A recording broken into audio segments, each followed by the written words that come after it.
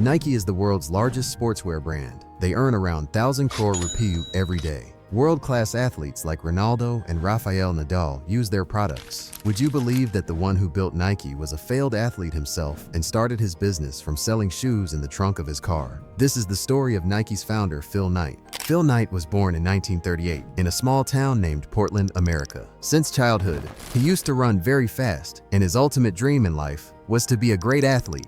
In school and college, he worked hard on his running and won many races. Along with running, Phil continued his education, and in 1962 he completed his MBA. He still wanted to continue running, but one morning during his practice he faced reality. After dedicating his entire youth running, he had become one of the best athletes of his state, but he could not become a national and international level athlete. Sadly, he was good, but not great. He was 24 years old, and now there was no scope to get better in athletics. Hence that morning, Phil, with a heavy heart, accepted that this was the end of his athletic career. He had failed in his dream of becoming an elite athlete, but still he wanted to do something that would always keep him close to sports. Phil was deeply connected to his running shoes like every runner. That's why he decided that he would do shoe business. Then he remembered that during his MBA, he had studied for several weeks during and wrote a detailed research paper on the business of running shoes. In his research, he came to know that Japanese camera companies, due to their improved quality and low price, they had disrupted the American camera market.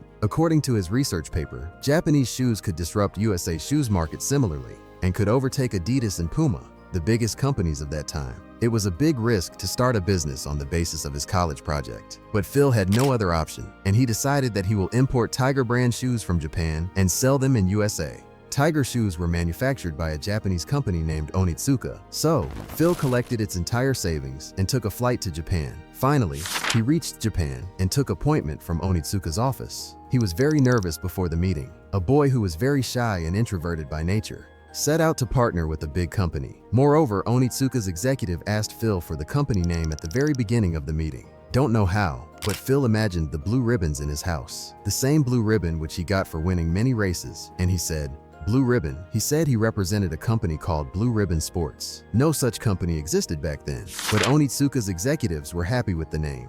Meeting progressed and Phil repeated his college project line by line. At the end, Onitsuka's employees were so impressed that they wanted his company Blue Ribbon to sell Tiger shoes in America. It was a deal. Phil gave them his address and asked them to send some of Tiger's training shoe samples. There was no limit to Phil's happiness. He transferred money to Onitsuka for the shoe samples and returned to America and waited for samples. 4 months passed and he didn't receive any shoe. In response to the letter, Onitsuka said that the shoes will arrive soon, but this did not happen in reality. Phil had not given up hope, but he needed a job to survive until shoes arrived. So he took the job of an accountant in a short firm. It had been almost a year since the meeting with Onitsuka. By then, Phil had almost lost hope when a notice came from the customs. There were 12 shoes from Japan. After collecting the shoes, Phil unboxed them and showed the shoes to his college coach, Bill Bowerman, and told him about his business plan. Bowerman liked the shoes so much that the very next day, he offered Phil to be a 50% partner. Phil was quite surprised with this offer. Bill Bowerman, throughout his coaching career, was obsessed with one thing, and that was shoes. He had been experimenting with shoes for years and had become an expert in shoe design. His full focus was on making the shoes lighter. He would often take away shoes of his students without asking and would return after tearing the shoes, performing minor modifications for several days. The athlete's performance would massively increase after his modifications. Bill Bowerman was also a genius coach and a natural leader.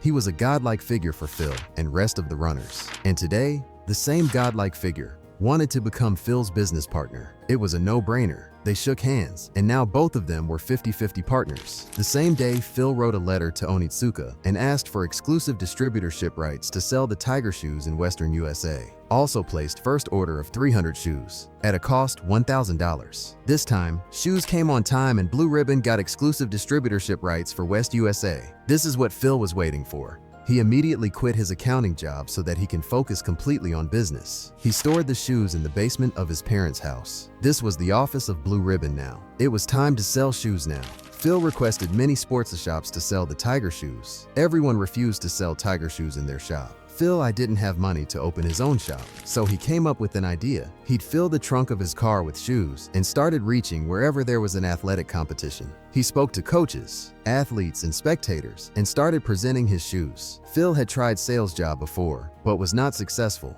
This time, the response of the customers shocked Phil. His shoes were selling like hotcakes. He'd been an athlete himself, and so understood athletes' problems very well. Hence, he was easily able to convince customers that Tiger's shoes were best for them. In just 2 months, he sold the first shipment of 300 shoes and placed an order of 900 shoes this time. But his total earning was just $2,000 and the total cost of the order was $3,000. So Phil asked for a $1,000 loan from the bank for the first time. Looking at the strong business of Blue Ribbon, approved the loan, and Phil finally had a career that he was enjoying deeply. He had a trusted partner like Bill Bowerman and a product that was selling by itself. In short, Phil was having a great time. But then, there comes a twist in the story. A wrestling coach wrote a letter to Phil. He claimed that he had just returned from a meeting with Onitsuka in Japan, and that Onitsuka has given him rights to be exclusive distributor for whole of America. Coach orders Phil to immediately stop Tiger Shoes business. Only 2 months had passed since Phil started business and was on the verge of closure. He immediately wrote a letter to Onitsuka asking for clarification, but there was no response from them. So Phil decided that he'll go to Japan and confront Onitsuka. During this meeting, Phil made it clear on how he had been wronged.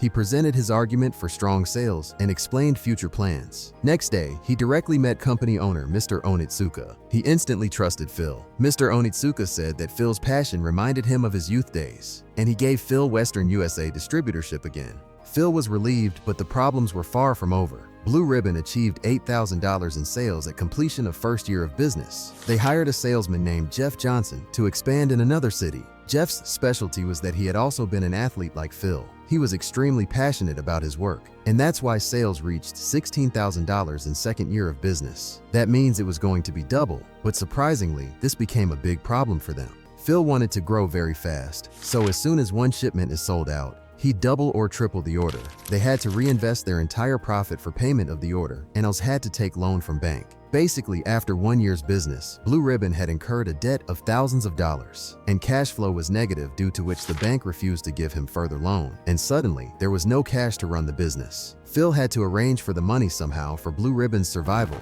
Hence, he took up the job of an accountant at PwC. He started investing his entire salary in the business. On the other side, his partner Bill Bowerman was working to improve Tiger shoes. Bowerman realized that Americans' body is longer and heavier in comparison to Japanese.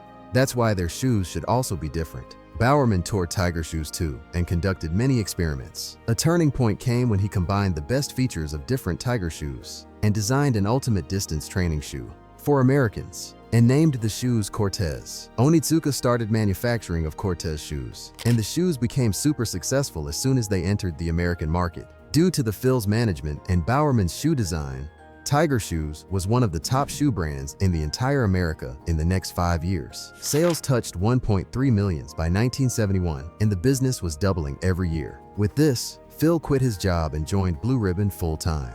It was going absolutely perfect when a huge blow came from Japan. Seeing the success of Blue Ribbon, Onitsuka felt greedy. They wanted to keep the entire income from Tiger Shoes for themselves. They gave an ultimatum to Phil that if he doesn't sell 51% of Blue Ribbon's stake to Onitsuka, they will give the distributorship of America to someone else. Phil felt quite shocked and hurt. It was a big fraud. Onitsuka had crossed all limits by talking to them about buying Blue Ribbon. And so, Phil took the biggest decision of his life. Phil gathered his team and told them that this was the moment which we all were waiting for. The time to sell someone else's brand was over. Now is the time to create our own brand. With this, he broke the partnership with Onitsuka and decided to manufacture shoes of his own brand. The first step was to create a new logo. Phil wanted his brand's logo to awaken a sense of running, sense of motion, and a sense of victory. Plus, the logo must fit the side of the shoe. He hired a graphic design student to design the logo. After a few days, the student showed several designs. Employees selected a curved logo that looked like a thick check mark. Phil thanked the graphic design student for the help and paid a fee of $35. After the logo, the next step was to choose the brand name. Many names like Falcon and Dimension 6 were suggested, but the first salesman of the company, Jeff Johnson, told everyone that he saw a very good name in his dreams last night, and the name was Nike. In Greek, the goddess of victory is called Nike. That's why the name was suitable and accepted. After this, Phil hired a third-party manufacturer to make shoes. Nike sent them designs, and shoe manufacturing started. Finally, Nike brand shoes were launched for whole world officially on 30 May 1971. But unlike today, no one knew Nike at that time. Plus, brands like Adidas, Puma, and Tiger were big competitors for Nike, which were capable of crushing a new brand. That's why Phil used a strategy for marketing Nike, which nobody used in 1970s. They saw that the runners liked to wear shoes of the same brand, which the world's best athletes wore. So, Nike got into a deal with best runner of that time, Steve Prefontaine, to promote it at $5,000 annually. And Nike became one of the first brands that used athletics brand endorsements as a marketing strategy. Phil's second strategy was to strategically select his sales team. Nike always chose to hire people for the sales team who were either athletes themselves or were very passionate about athletics. This meant that the sales team could understand problems and needs of its customers, who were mostly athletes, which ultimately lead to improved quality of product design, sales, and after-sales service. Apart from these two strategies, Phil grew Nike using his experience, old customer base, and taking advantage of Bowerman's shoe design. As a result, Nike became a team of 2,700 employees by 1980, had recorded sales of $270 million, and had become USA's largest athletics company by beating Adidas. Phil finally felt that he had created the strongest athletics brand in USA. But then a company entered which shook up Nike. It was Reebok. Nike's main focus was always to make it best for sports. Looks and style was never their focus. But in 1980s, a major change came through in fashion trend and athletic shoes taste. People were not happy with just a strong and better performing shoe. They wanted shoe that had attractive looks and was stylish along with performance. And Reebok gave the customers just that. Eventually, customers started getting disconnected with Nike. The company suffered losses for the first time and had to lay off employees. Reebok surpassed Nike in 1986 as the biggest athletics shoe company. Nike had to do something magical quickly to survive and grow. And for this purpose, Nike chose a magical basketball player, Michael Jordan. Michael Jordan was an emerging player then, and Phil knew that he would be a great and legendary player in future. Nike signs Michael Jordan as brand ambassador. Nike also launched basketball sneakers called Air Jordan, named after Jordan. Earlier, basketball shoes were quite ordinary and boring before Air Jordan. Air Jordan changed basketball shoes trend with its bold colors and stylish designs. Air Jordan became the historical shoe that brought sneaker culture in the whole world. Also, Michael Jordan was also in his phenomenal form then. Michael promoted the shoes by wearing it during games. Along with this, Nike also released shoe ads with Michael. Air Jordan, it's all in the imagination. This led Air Jordan to emerge as a powerful combination of performance and style. Nike sold $100 million worth Air Jordans in the first year of launch, and finally overtook Reebok. Nike never stopped after this success. In the 1990s, they expanded globally. They started conquering countries one after the other, took entry in other sportswear other than shoes, and today, Nike is world's largest sportswear brand with valuation of around Rs 12 lakh crore. Phil and Nike's journey is really phenomenal. The most important lesson of this journey is execution. Phil said in his book Shoe Dog, "Let everyone call your idea crazy. Just keep going. Don't stop. Don't even think about stopping until you get there. No matter what anyone says. If you are passionate about an idea, then take calculated risks and execute it." Nike's tagline also says the same thing. Just do it. If you liked this video, then I recommend you to watch this video next.